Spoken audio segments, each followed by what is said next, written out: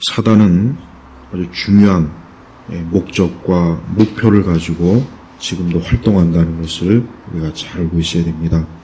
우리 그리스도인들은 또 교회는 이 사단의 활동에 대해서 무지하거나 또 분별이 없거나 또 거기에 대해서 미혹이 되면 절대 안 됩니다. 마귀는 누구라도 시험에 걸려서 넘어뜨리려고 하는 게 이 마귀의 속성이에요. 어느 누구도 예외가 없어요. 그래서 그리스도인들은 자기 자신만큼은 이 사단의 시험에서 면제되겠지, 제외되겠지 이런 생각은 꿈에라도 하면 안 되고 마귀가 매일 날마다 늘 곁에서 나를 시험할 것이다 라고 예상을 해야 돼요. 그래서 예수님께서는 거기에 대해서 어떻게 대응하라고 했습니까? 기도하라고 했죠. 마귀의 그 시험을 이길 수 있는 길은 기도밖에 없어요. 그래서 우리 예수님도 겟세마네 그 동산에서 예수님도 기도하셨고 제자들에게 기도하라고 했지만 제자들은 너무 참 피곤하고 이 기도에 깨어있지 못해서 결국 나중에 어떻게 됐습니까? 제자들이 예수님이 그 재판장 앞에 십자가 그 참 어려운 가운데 제자들이 전부 다 시험에 들었어요. 전부 다 시험에 들어서 누구 한 사람도 예수님과 함께한 사람이 없어요. 베드로조차도 그렇게 큰 소리 쳤지만 어때요? 베드로가 예수님을 3번이나 부인할 정도로 베드로가 아주 단단히 시험에 들었지 않습니까? 그러니까 우리 성도들은 항상 신앙생활할 때 늘 나에게 시험이 있을 것이다. 또 항상 그 시험에 자칫하면 나도 넘어질 수 있고 나도 무너질 수 있다 하는 것을 염두에 둬야 돼요. 그러나 우리 주께서는 우리 믿는 성도들을 또 붙잡아 주시는 분이에요.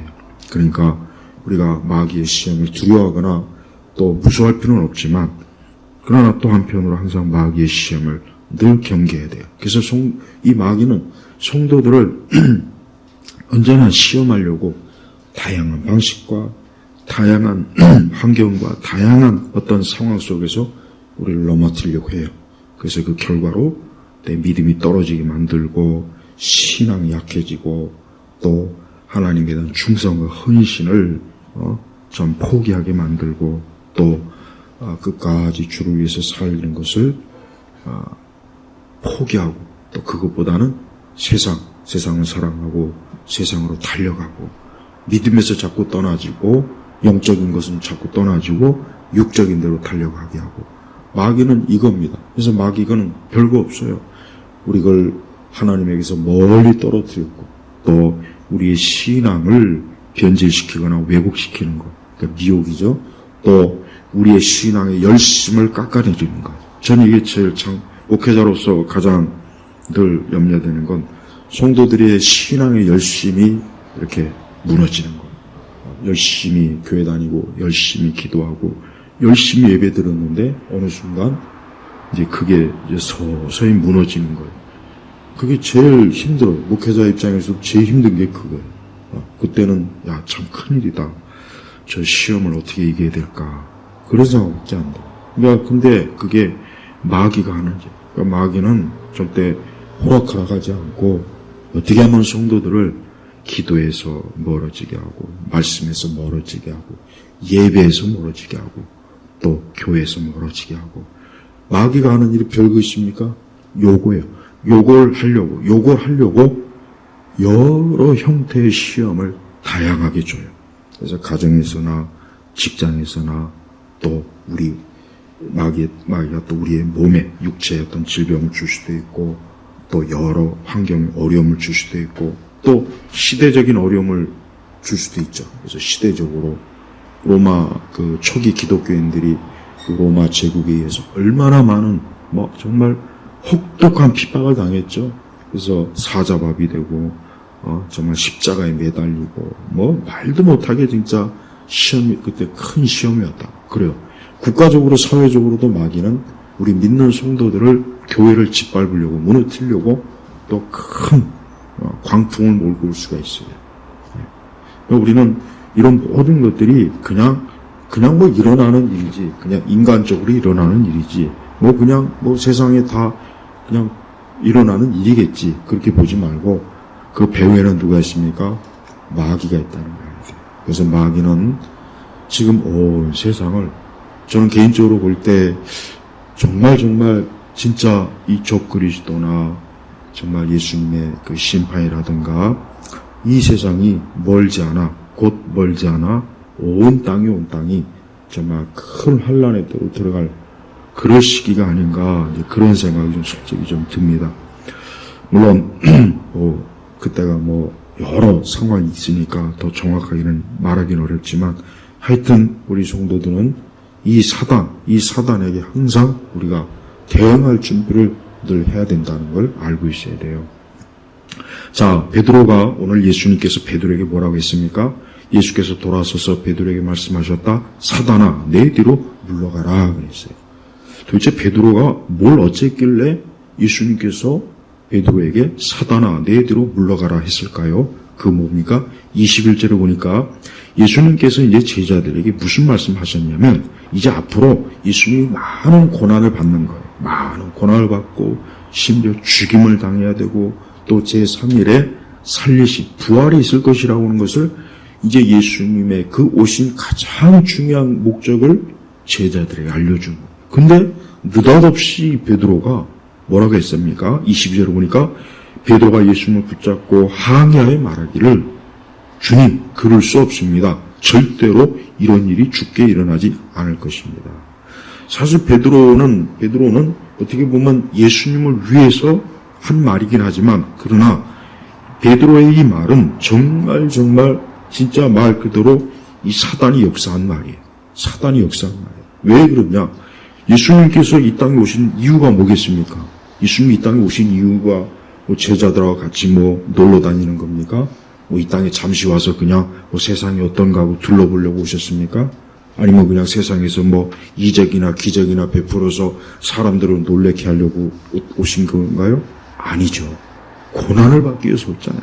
그래서 이사야도 그렇고 예레미야도 그렇고, 아니 구약성경에 얼마나 많이 오실 예수님 메시아가 고난받는다는 걸 그렇게 선지자들이 많이 예언했잖아요. 그러니까 예수님이 그걸 위해서 오신 거예요. 고난을 받고 죽임을 당해. 왜 죽임을 당해야 될까요? 우리의 죄 때문에, 인간의 죄로 인해서 죄로 멸망하지 않게 하시려고 예수님이 대신 십자가에 죽으시려고 오셨단 말이에요. 그리고 또 제3일에 살리신. 그러니까 예수님께서 이 땅에 오신 가장 중요한, 예수님의 성육신의 가장 중요한 일을 이제 제자들에게 얘기했더니만, 아니 베드로가 예수님이 그 중요한 사명을 그렇게 하면 안 됩니다라고 이렇게 한 거예요. 그러니 얼마나 이 베드로의 말이 인간적으로는 좋은 말이겠지만 예수님 볼 때는 아주 단호하게 사단아, 내로 물러가라. 너는 나의 걸림돌이다. 이 걸림돌 뭐예요? 예수님께서 하나님 아버지의 뜻을, 가장 중요한 그 뜻을 예수님이 순종하려고 하는데, 베드로가 그렇게 하면 안 됩니다 라고 했으니 당연히 걸림돌이죠. 그러면서 이는 내가 하나님의 일을 생각하지 않고 뭐예요? 사람의 일을 생각하기 때문이다. 자, 여기서 그 하나님의 일은 뭡니까? 예수님께서 고난당하시고 죽임당하시고 부활하시는 거예요. 그러면 사람의 일은 뭡니까? 그거 하지 않는 거예요. 그냥 예수님께서 제자들과 함께 있으면서 예루살렘에 가서 왕위에 올라서 제자들도 같이 권세를 얻고 싶어 하는 거예요. 이 베드로는 그걸 지금 꿈꾸고 있고 나머지 제자들도 그걸 지금 꿈꾸는데, 예수님이 고난당한다, 죽는다 이러니 제자들로서는 어때요? 도저히 그러면 안 됩니다. 그러니까 인간적인 거예요. 그러니까 베드로부터 시작해서 제자들은 정말 하나님의 일을 생각했어야 돼요. 하나님의 일. 하나님의 일과 사람의 일은 이렇게 달라요. 그래서 우리 성도들도 우리가 어떤 시험에 들 때는 내가 이게 하나님의 일 때문에 그러는 건지 사람의 일 때문에 그런지 잘 분별해서 그 시험을 이겨야 되는 거예요. 근데 그걸 분별하지 못하고 대부분의 시험은 다 인간적인 것 때문에 시험에 들더라고요. 가만히 보니까. 다 베드로하고 똑같은 거예요. 베드로는 정말 예수님께서 굉장히 이 베드로에게 큰 칭찬을 한 적이 있어요. 언제냐? 바로 그 앞절을 보니까 한 번은 이제 예수님께서 제자들에게 뭘 물었냐면 사람들이 인자를 누구라고 하느냐? 그러니까 사람들이 예수님에 대해서 뭐라고 하느냐라고 이렇게 예수님 좀 물어봤어요. 그랬더니 뭐 이 말 저 말해요. 뭐 세례 요한이다, 엘리야다, 뭐 예레미야다. 근데 16절을 보니까 마태복음 16장 16절을 보니까 너무나 베드로가 귀한 믿음의 고백, 신앙 고백했어요. 그러니까 주님은 그리스도이시며 살아계신 하나님의 아들이십니다. 정말 이 베드로의 이 고백은 신앙은 지금 우리의 신앙이요, 우리의 신앙 고백이 돼야 돼요. 우리 역시 예수님은 누구요? 예수님은 그저 뭐 구약의 위대한 사람, 뭐 세상의 위대한 사람, 성인, 뭐 대단한 사람, 뭐 슈퍼맨 아니에요. 예수님은 그리스도예요. 기름 부음 받은 사람. 우리의 죄로 인해서 그분이 죽으셔야 될 분이에요. 그리고 그분은 살아계신 하나님의 아들이십니다. 아들이십니다. 이 시몬 베드로의 이 고백은 정말 놀라운 고백이에요. 이것은 정말 하나님께서 성령께서 하게 하지 않으면 할 수 없는 고백이 이 고백입니다. 그래서 누구라도 바로 이 베드로의 고백을 하는 그 사람은 믿는 자예요. 예수님을 믿는 사람은 누굽니까? 바로 주님은 그리스도이시며 살아계신 하나님의 아들이십니다 하는 이 고백을 진짜 하고 믿는 사람이 그 사람이 그리스도예요. 그래서 우리 모두가 다 이러한 신앙 고백을 우리가 해야 돼요. 또 당연히 우리는 이와 같은 것을 우리는 믿고 있어야 돼요. 그래서 17절을 보니까 예수님께서 바요나 시몬아 내가 복이 있다. 이를 내게 계시하신 분은 사람이 아니라 하늘에 계신 내 아버지이시다. 그러니까 예수님께서 정말 듣고 싶어 했던 거고 진짜 예수님에 대해서 가장 정확하게 베드로가 고백을 하니까 우리 예수님께서 내가 복이 있다. 그리고 그것은 하늘에 계신 아버지 하나님께서 그와 같은 것들을 깨닫고 믿게 하셨다고 예수님이 인정을 해줬어요. 그러면서 18절에 너는 베드로이다. 내가 이 반석 위에 내 교회를 세우겠으니 음부의 세력이 그것을 이기지 못할 것이다. 내가 너에게 하늘나라들의 열쇠들을 주겠으니 내가 땅에서 무엇이든 매면 할매일 것이고 내가 땅에서 무엇이든 풀면 하늘에서도 풀릴 것이다. 그러니까 예수님께서는 이 베드로가 그 하나님의 아들 예수님에 대한 신앙 고백을 너무나 참 정확하고 우리 주님이 들으시기 기쁜 그런 신앙 고백을 해서 뭐라고 했습니까? 내가 복이 있다 하면서 이 반석 위에 내 교회를 세우겠으니 자 천주교 교황의 그 근거를 여기다 두고 있는 거예요. 왜 천주교가 베드로를 일대 교황이라고 하느냐? 바로 18절에 이 반석 위에 내 교회를 세우겠으니 그러니까 가톨릭은 이 베드로를 초대 교황이라고 해요. 초대 교황. 그러면서 자기들이야말로 로마 천주교야말로 하나님 나라의 열쇠를 가지고 있다. 이렇게 이제 계속해서 거짓말로 예수님께서 하신 말씀의 의미를 잘못 왜곡해서 지금까지 거의 2000년 가까이 2000년은 좀 못되겠구나. 계속해서 지금도 속이고 있는 거예요. 그래서 로마 교황청을 위에서 이렇게 보면은 그 열쇠 모양. 그런데 이 베드로 이 반석 위에 내 교회를 세우겠으니라고 하는 이것은 가톨릭이 아니라 이것은 뭡니까? 이 반석은 누굴 의미합니까? 예수님을 얘기하는 거예요. 예수님. 그러니까 로마 천주교는 교황은 자신이 마치 하나님께서 초대 교황 베드로에게 천국의 열쇠를 줬고 교회를 그 로마 천주교를 세웠다 이렇게 거짓말 하는데 말 그대로 거짓말이고 예수님이 하신 말씀의 의미는 뭐냐? 그 의미는 바로 예수 그리스도가 교회의 반석이라는 거예요. 로마 천주교도 아니고 교황도 아니에요. 그리고 예수님은 베드로를 로마 교황으로 임명한 것도 아니라고 더더구나 아직 예수님의 이때는 로마는 고사하고 아직 예루살렘 바깥에조차도 이스라엘 유대 전역 바깥에조차도 아직 이 복음이 전해지지 않은 시기인데 무슨 베드로 로마 초대 교황이라고 합니까? 말이 안 되잖아요. 그러니까 말이 안 되는. 그러니까 우리 천주교인들은 교황을 뭐 그리스도의 대리자니, 천주교가 교회 베드로가 교회 반석이니, 초대 교황이니, 또 천국의 열쇠는 이 교황과 천주교 가지고 있다는 이런 잘못된 성경 해석을 믿고 그 천주교에서 잊지 말고 그런 거짓말과 성경을 미혹하고 왜곡하는 그런 데 있지 말고 참된 진짜 교회로 와야 됩니다. 진짜 교회로 와야 돼요. 많은 사람들이 이 말씀을 근거로 천주교가 말하는 그런 거짓 교리, 거짓 미혹에 속아가지고 야 정말 교황이야말로 그리스도의 대리자구나. 아니죠. 교황이야말로 누굽니까? 적그리스도. 자 보십시오. 이렇게 베드로가 정말 예수님께서 참 기뻐하시는 이런 고백을 했는데 얼마 안 있다가 또 베드로에게 뭐라고 했습니까? 사단아 내 뒤로 물러가라 그랬잖아요. 자 보세요. 그러니까 우리 믿는 성도들은 우리의 신앙이라고 하는 게 항상 사실 좋을 수는 없어요. 항상 좋을 수는 없습니다. 어느 누구도 평생토록 그 신앙이 시험도 안 들고 좋은 신앙은 한 사람도 없어요.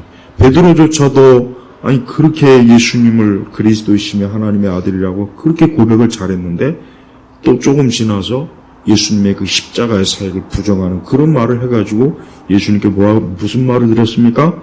사단아 내 뒤로 물러가라. 사단아 내 뒤로 물러가라. 얼마나 우리 예수님께서 베드로의 예수님의 이 고난과 십자가의 죽으심과 부활을 부정하는 베드로의 이 말이 뭡니까? 이건 사단, 마귀에게서 나온 거예요. 그러니까 이 베드로는 큰 시험에 든 거라고요. 사단의 시험에 든 거라고요. 우리 성도들은 내 믿음이 좋을 때도 있고 내 믿음이 크게 자랄 때도 있고 내 믿음이 견고하게 쓸 때도 있어요. 그러나 또 어느 때는 그만 마귀의 잘못된 말에 속을 수도 있고 잘못된 생각과 잘못된 판단으로 마귀에게 속을 수 있다는 걸 항상 염두에 두고 늘 자기 자신을 잘 살펴서 사단의 시험에 넘어가지 않도록 해야 되는 거예요. 예수님께서 그 제자들에게 장로들과 대제사장들과 서기관들에게서 많은 고난을 받고 죽임을 당해야 할 것과 제3일에 살리심 받을 것을 밝히기 시작하였다 그랬단 말이에요. 그러니까 예수님께서는 이제는 곧 있으면 이 제사장들이나 바리새인들이나 서기관들이나 이런 사람들로부터 핍박과 고난을 이제 받기 직전에 제자들에게 예수님이 그러한 일을 당할 것이라는 것을 미리 얘기해 준 거예요. 근데 거기에서 이제 베드로가 그런 일은 있어서는 안 됩니다. 그럴 수 없습니다. 절대로 이런 일이 주께 일어나지 않을 것입니다. 라고 하나님의 뜻이 아닌 것을 예수님에게 지금 들이민 거예요. 정말 베드로가 말한 대로 예수님께서 고난도 안 받고 죽임도 안 당하고 부활을 안 당하면 어떻게 되겠습니까? 그러면 베드로는 멸망하는 거예요. 베드로는 자기 죄 때문에 죽는 거예요. 근데 베드로는 그것도 모르고 우리 선생님 우리 예수님이 그런 고난과 그런 죽이심과 그런 일을 당하면 안 되지. 그래서 예수님이 뭐라 했습니까?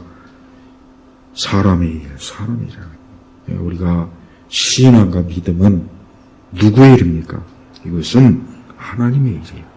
우리가 하나님께 예배드리고 우리가 신앙생활하는 건 하나님의 일이에요. 이걸 절대 인간의 일로 생각하면 정말 안 돼. 근데 많은 그리스도인들이 신앙생활 하다 보면은 이 신앙생활을 인간의 일로 생각하는 거예요. 사람의 일로 생각하는 거예요. 그러니까 시험에 들어서 신앙이 무너지고 포기하고 또 신앙과 믿음보다 다른 걸 더 중요하게 여기고 다른 걸 더 소중하게 여기고 다른 거 별로 있겠습니까? 세상이죠. 세상을 더 중요하게 여기는 거예요. 그렇지 않아요. 그러면 안 돼요. 신앙, 여러분 우리의 신앙은 이거는 누구의 일입니까? 이게 하나님의 일이에요. 하나님의. 우리가 직장 나가고 우리가 밖에 나가서 이렇게 하고 하고 가정, 이건 다 인간의 일이에요. 그건 다 인간의 일이에요. 그렇지만 신앙은 이건 하나님의 일이에요. 오늘 예배 드리고 우리가 기도하고 말씀을 듣고 성경을 공부하고 우리가 주 앞에 나온 이거는 무슨 일입니까? 이건 하나님의 일이랍니다. 그러니까 이 일은 우리가 이 다음에 주님 가는 그날까지 하는 거예요. 그때까지 하는 거예요. 다른 모든 일들은 다 이제 그만둬요. 직장도 나중에 그만둬야 돼요. 가정도 나중엔 가정도 다 없어지는 거예요. 모든 게 다 사라져요. 그렇지만 신앙은 어때요? 끝까지 남아요. 왜? 신앙은 하나님의 일이니까. 그래서 우리 성도들은 우리의 신앙생활을 이걸 사람의 일로 생각하면 안 돼요. 내가 지금 사람의 일이라고 생각하고 신앙생활 한다면 솔직히 못합니다. 못해. 나 같아도 못하겠어. 안 하겠어. 나 같아도 이 하나님의 이 사역 목회를 그냥 사람의 일이라고 생각하면 못해.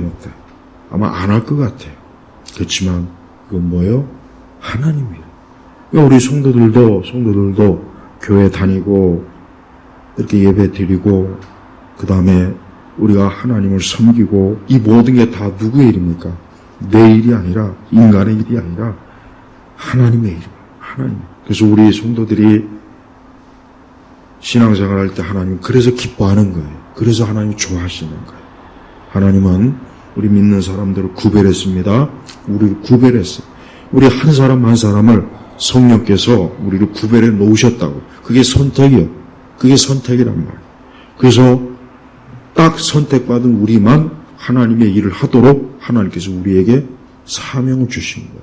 그래서 모든 성도들은 다 사명을 받은 거예요. 모든 성도들은 다 부르심, 소명을 받은 거예요. 그래서 성도는 이 소명과 사명으로 일생토록 우리 주님을 섬기고 주님을 위해서 인생을 사는 겁니다. 그래서 성경에는 뭘 하든지 먹든지 마시든지 다 뭡니까? 하나님의 영광을 위해서 하라 그랬지 않습니까? 그래서 성도는 인생 전체가 다 사실은 뭐예요? 성도는 다 하나님의 일이에요. 근데 어떤 사람은 이 신앙을 인간의 일로 알고 있어요. 그러니까 신앙생활도 꾸준하게 계속 잘할 생각은 안 하고 하다 말다 또 기분 나쁘면 안 하고 기분 좋으면 하고 뭐 하면 하고 뭐 없으면 하고 그런 변덕을 부리는 사람들이 상당히 많이 있어요. 그 사람들은 아직도 이 신앙이 하나님의 일이라는 걸 모르는 거예요. 우리 예수님께서 고난을 받고 죽임을 당하고 이런 3일의 부활에 무덤가에 있다 3일의 부활에 이 살리심을 받는 걸 우리 예수님은 어떻게 생각합니까? 이걸 인간의 일이 아닌 하나님의 일. 예수님께서 이 땅에 오신 목적을 이루는 게 이게 오늘 예수님께서 제자들 이 베드로에게 깨우친 거예요. 근데 사단은 그것을 못하게 하지 마시라.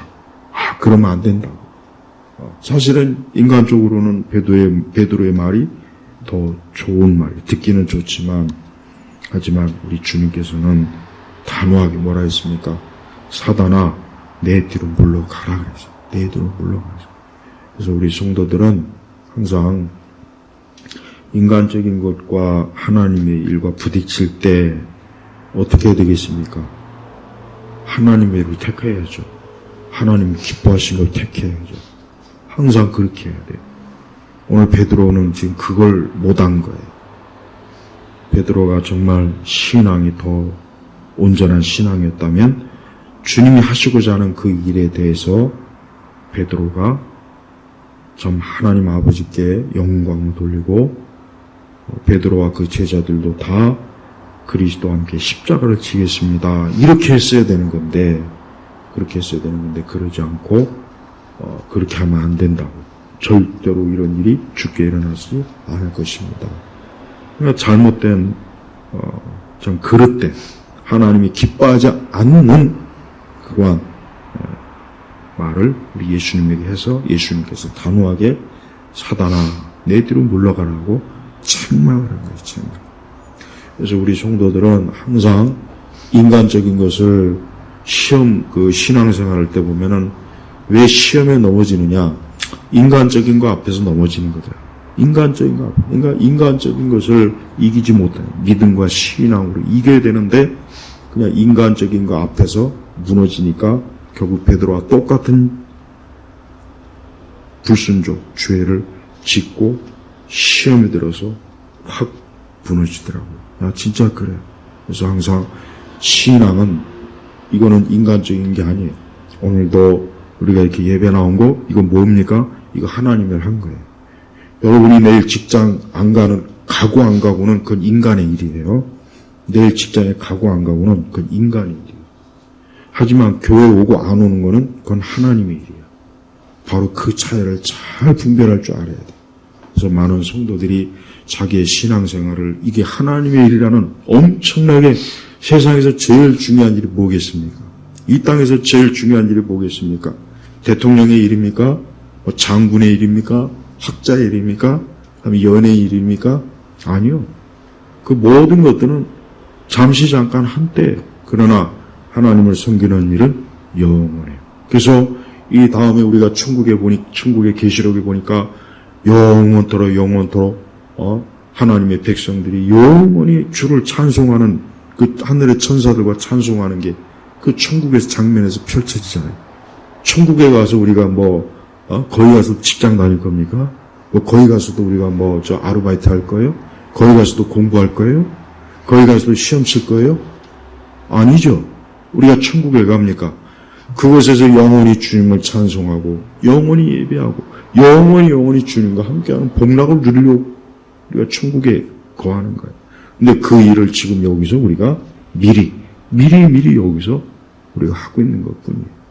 그래서 성도는 매사의 신앙을 인간의 일로 생각하지 말고, 이건 하나님의 일이다. 하나님의 일이다. 반드시 그 명심해야 돼요. 그래서 앞으로 인간적인 일에 신앙을 포기하면 안 돼요.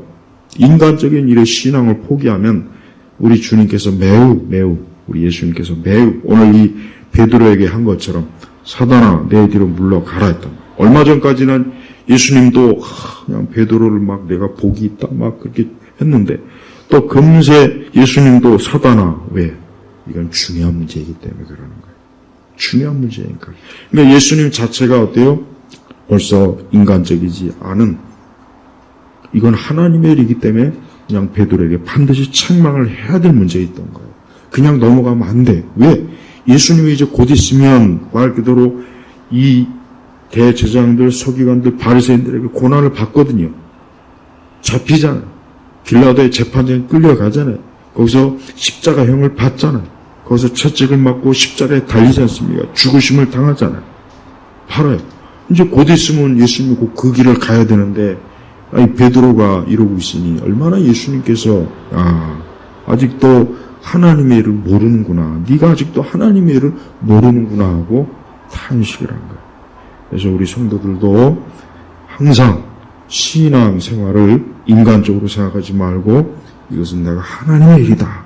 내가 평생 이 땅에 숨을 쉬는 날까지 해야 될 하나님의 일이라는 것을 잘 명심하고 우리가 신앙생활해야 돼요. 이렇게 마귀는 우리의 신앙을 넘어뜨려요. 이렇게 마귀는 우리의 생각과 마음과 우리의 모든 것들을 뒤흔들어서 어떻게 하면 하여튼 무슨 수단과 방법을 안 써서라도 하나님에게서는 멀어지면 되는 거예요. 그래서 돈도 많이 줘보고, 세상 권력도 줘보고, 세상 친구들도 많이 줘보고, 그냥 주변에 이런저런 환난과 어려움도 줘서 그걸 통해 가지고 주님만 떠난다면 마귀로서는 만사오케이. 그러니까 마귀는 정말 교활합니다. 간악해요. 아주 영악해요. 그래서 우리는 절대 마귀 못 이겨요. 온 세상에 다 달려들어도 마귀 못 이깁니다. 그러니까 우리가 어떻게 됩니까? 첫째는 기도해야 돼요. 둘째는 마귀의 모든 수법은 성경에 다 나와 있어요. 그래서 하나님께서 우리에게 성경을 주신 이유는 사단이 우리를 어떻게 속이는지, 인류를 어떻게 속이는지, 세상이 우리를 어떻게 미혹하고 속이는지 성경에 다 하나님께서 드러내 주셔서 우리가 성경만 제대로, 그러니까 올바로 잘 안다면 마귀의 시험과 그 교활함을 그래도 최대한 이겨낼 수가 있는 거예요. 그래서 성도는 다른 거에 무지하면 안 되고 항상 그래서 어떠한 일이라도 성경을 통해서 이 사단의 수법을 다 잘 우리가 알 수가 있습니다. 우리가 그만큼 그래서 성경에 대해서 무지하면 안 되는 이유가 거기에 있어요. 그러니까 이 사단이 왜 성경을 미혹하고 왜곡되게 해서 뭘 만듭니까? 사이비 이단을 그래서 양성하는 거예요. 사이비 이단을 양성해서 사람들로 하여금 속게 만들고 미혹되게 만들어서 거기에서 결국은 그리스도와 아예 영영 떨어지게 만드는 게 이 사단의 방식이에요. 그래서 우리 성도들은 자신의 마음속에 내게 신앙이 자꾸 약화되거나 하나님에 대한 열심이 약화되거나 하나님에 대한 사랑이 약화되거나 내 신앙에 대한 활동과 열심이 자꾸 이렇게 되면은 야 이거는 마귀가 지금 시험을 걸었구나. 지금 내가 이 시험에 좀 넘어가고 있구나. 그렇게 알아야 돼요. 그걸 그렇게 알고 대처해야 됩니다. 그래서 다시 신앙이 불을 붙어야 돼요. 다시 믿음이 다시 일어서야 돼요. 다시 기도가 시작돼야 되고 다시 말씀을 펴야 되고 또 우리가 어떤 상황에 처해든지 그 상황 속에서 항상 하나님의 도우심을 구하고 하나님의 지혜를 구하고 항상 성령 하나님께서 그 모든 일을 분명히 우리에게 복되게 성령 하나님께 이끌어 줄 것이라고 하는 믿음을 갖고 단호하게 되어야 됩니다. 그래서 사람에게 시험 들지 마시고 세상에서 시험 들지 마시고 육적인 데 시험에 들지 말고 그리고 시험에 들어도 다시 일어나야 돼요. 다시 일어나야 됩니다. 시험에 들었다고 해서 주저앉지 말고 다시 일어나요. 그래서 예수님께서는 베드로가 시험에 들어서 예수님을 떠났잖아요. 하지만 예수님을 찾아가서 다시 이렇게 세워줬어요. 사명을 이렇게 세워줬단 말이에요. 그래서 베드로가 정말 초대교회 귀한 하나님의 사람이 됐어요. 그래서 성도는 할 수 있는 한 시험에 들지 말아야 돼요. 그러나 혹 시험에 들어서 넘어져도 다시 넘어졌다고 해서 그냥 주저앉지 말고 다시 훌훌 일어나서 털고 다시 믿음의 길로 가자. 기도의 길로 가자. 다시 신앙의 열심의 길로 가자. 이런 마음을 먹어야 되는 거예요. 그리고 어떤 종류의 시험이 오든 하여튼 우리의 마음과 생각과 내 삶을 뒤흔드는 건 이건 마귀가 시험 주는 게 100% 맞습니다. 그게 누구에게서 오든 간에 요건 시험이구나. 그러니까 요걸 이기자. 반드시 기도로 이기자. 말씀으로 이기자. 영적으로 이겨내자 하는 그 마음을 꼭 가지고 있어야 돼요. 그러면 주님이 더 크게 도우시고 함께 하십니다. 그래서 우리 성도들이 지금 이렇게 무지막지하게 우리 기독교를 우리 믿는 사람들 또 온 세상을 지금 이제 엄청난 소용돌이로 이렇게 지금 큰 파도가 지금 오고 있는데 우리가 무릎이 약하면 안 되죠. 나약하면 안 돼요. 이 세상에 그냥 우리가 마음이 뺏겨서도 안 되고 우리의 어떤 개인적인 여러 시험에 무너지면 안 되는 거예요. 그래서 오늘도 주 안에서 시험을 이기고 그리스도의 온전한 성도로서 굳건하시길 주의 이름으로 축복합니다. 기도하겠습니다. 하나님 아버지 감사합니다.